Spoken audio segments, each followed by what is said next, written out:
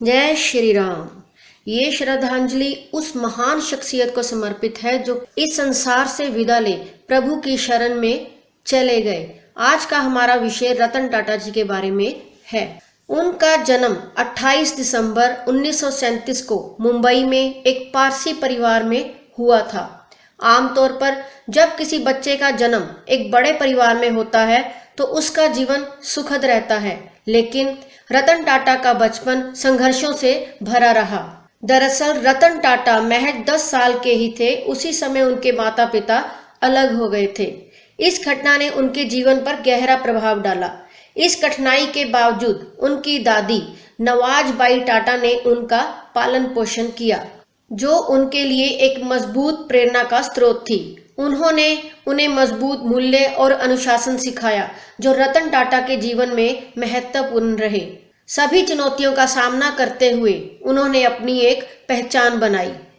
रतन टाटा ने अपनी प्रारंभिक शिक्षा मुंबई के कैथेड्रल और जॉन कॉनन स्कूल से प्राप्त की। इसके बाद उन्होंने अमेरिका की कॉर्नेल यूनिवर्सिटी से आर्किटेक्ट की डिग्री हासिल की। उन्होंने अपने करियर की शुरुआत टाटा ग्रुप की फैक्ट्रियों में एक सामान्य कर्मचारी के रूप में की। उन्होंने श्रमिकों के साथ काम किया और मशीनों के संचालन में अनुभव प्राप्त किया। इस अनुभव ने उन्हें कंपनी की जड़ों को समझने और उसे आगे बढ़ाने की प्रेरणा दी। रतन टाटा को बचपन से ही जानवरों से बहुत प्यार था। दादी के घर में कुत्तों और अन्य जानवरों की देखभाल की। ये उनके करियर में एक महत्वपूर्ण मोड़ साबित हुआ। उन्होंने टाटा समूह के तहत पशु कल्याण की पहल की।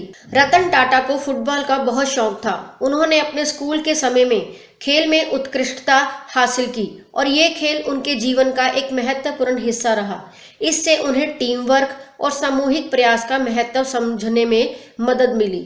दरअसल रतन टाटा ने कभी शादी नहीं की। उन्होंने खुद ही एक इंटरव्यू में बताया था कि किन वजहों के कारण उनका प्यार विवाह के मुकाम तक नहीं पहुंच सका।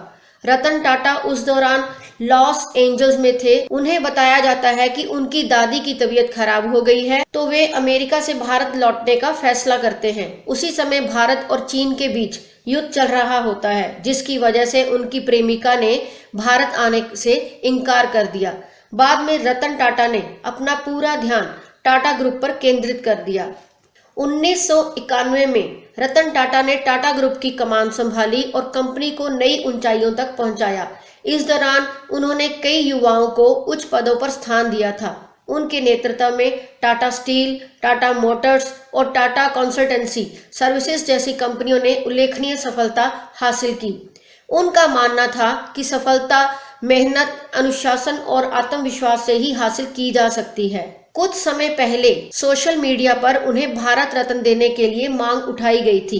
रतन टाटा को इससे पहले पद्म भूषण और पद्म विभूषण से सम्मानित किया जा चुका है। इस पूरे अभियान के बाद रतन टाटा ने लोगों से ये अनुरोध किया कि उनके लिए ऐसा अभियान ना चलाया जाए। उन्होंने कहा कि वे भारतीय होने पर गर्व महसूस करते हैं और देश की प्रगति में योगदान देने के लिए तत्पर हैं। रतन टाटा एकमात्र उद्योगपति थे जो अपनी संपत्ति का एक बहुत बड़ा हिस्सा दान करते थे। 86 वर्ष की आयु में रतन टाटा इस संसार से विदा ले गए। उनका निधन देश और दुनिया के लिए एक अपूरणीय क्षति है। उनका जीवन संघर्ष और सफलता की एक अद्भुत कहानी है, जो हमें ये सिखाती है कि कठिनाइयों का सामना करके भी ऊंचाइयों को छुआ जा सकता है। रतन टाटा की प्रेरणादायक यात्रा आने वाली पीढ़ियों के लिए एक उदाहरण बनेगी। जय श्री राम।